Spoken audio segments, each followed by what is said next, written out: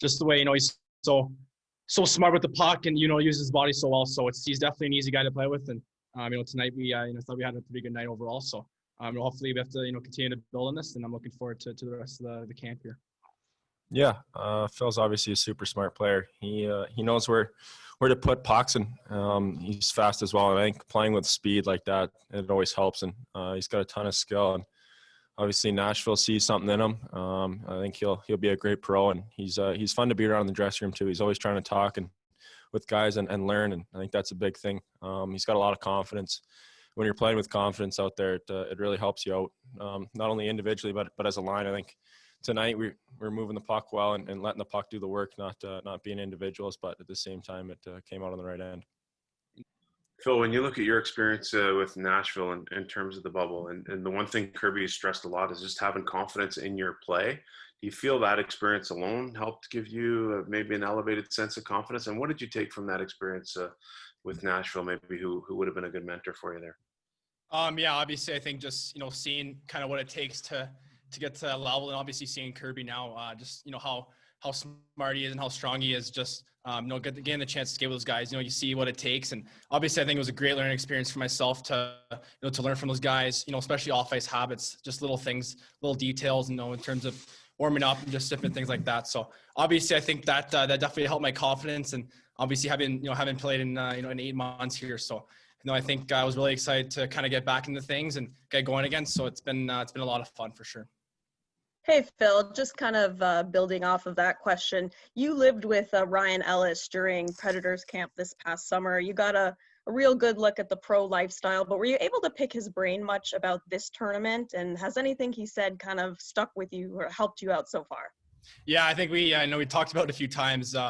He's playing this tournament 3 times actually. So he's a great mentor, for that as well. But no, he obviously just said, play your game and be confident in yourself. And obviously I learned a ton from him.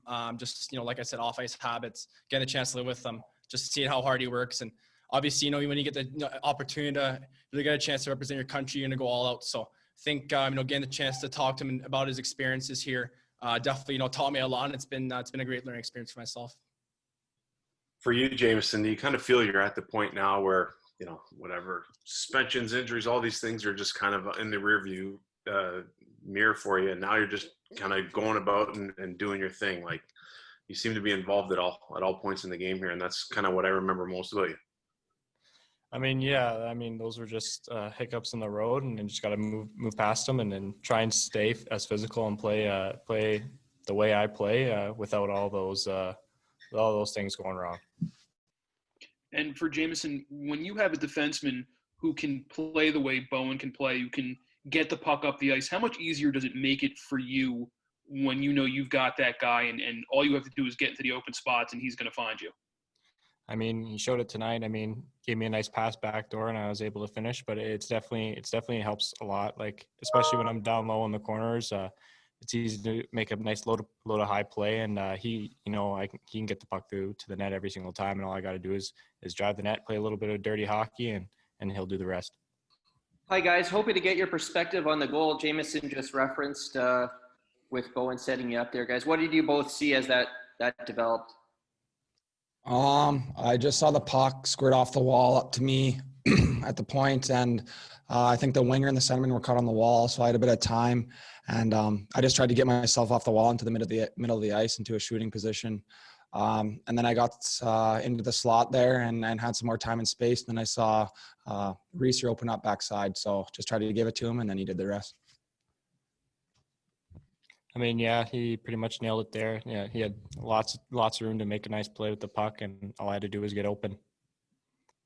Thanks. And Jamieson, you had 2 goals tonight. Obviously, you had a pretty good game tonight. But entering into camp, was there anyone that you reached out to for some advice on how to approach the first few days, especially in a rather unprecedented camp?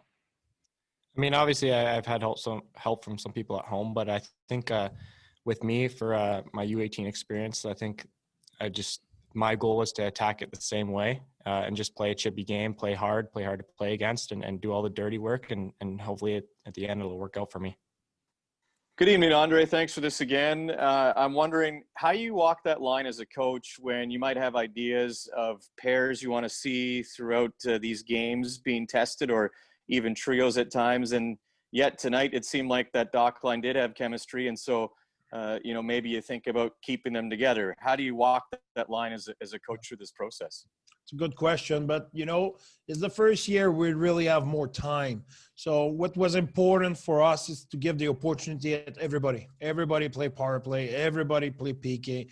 We did not coach, basically. We were behind the bench, and that's what I said to the guys. I was not behind the bench to coach. I was behind the bench just to teach, to talk about the structure, the thing we want. But I did not even make the change. The player were doing their own change. We just explained, example, what was the rotation, and we let them be. That was not the purpose.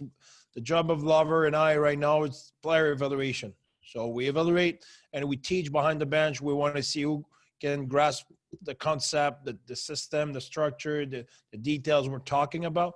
But my job was not the matchup or bench this guy or use more this guy. We just play everybody equal. We'll let them do their thing. That was really an evaluation job behind the bench and a teaching job. So that's what we did. And just your impression of Shane through this first weekend. He has really good speed, quick hands. His shot is really good. I think for him at his age, he showed a lot of maturity because he played center, wing, power play, PK, every situation. We went with a lot of teaching inside the structure. Like I said, we didn't want to see who will grasp the system, and I think he got better during the camp. I think I made that comment before the camp. What I did like about Shane Wright last year, coaching against him, he got better every time I played against him. He was always better the next time. So yeah, he's doing the same thing here right now.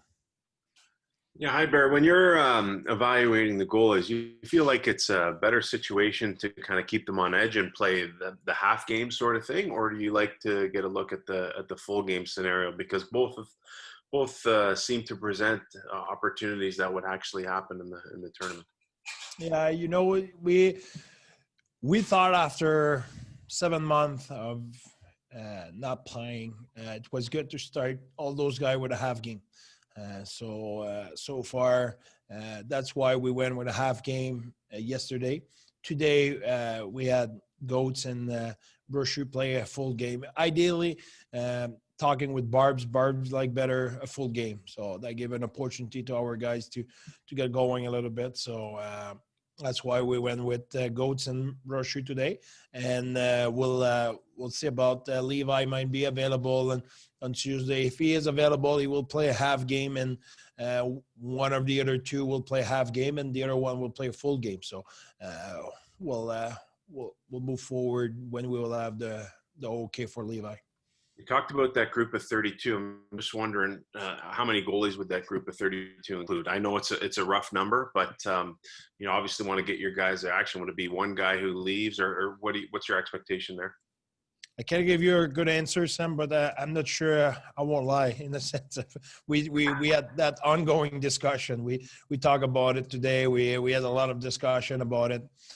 Is it 3? Is it 4? It won't be 5. So I don't know if that's an answer, but probably 4. It's not out of question to be 3, but I think at this time it will be probably 4. But like I said, we're not set yet on the answer.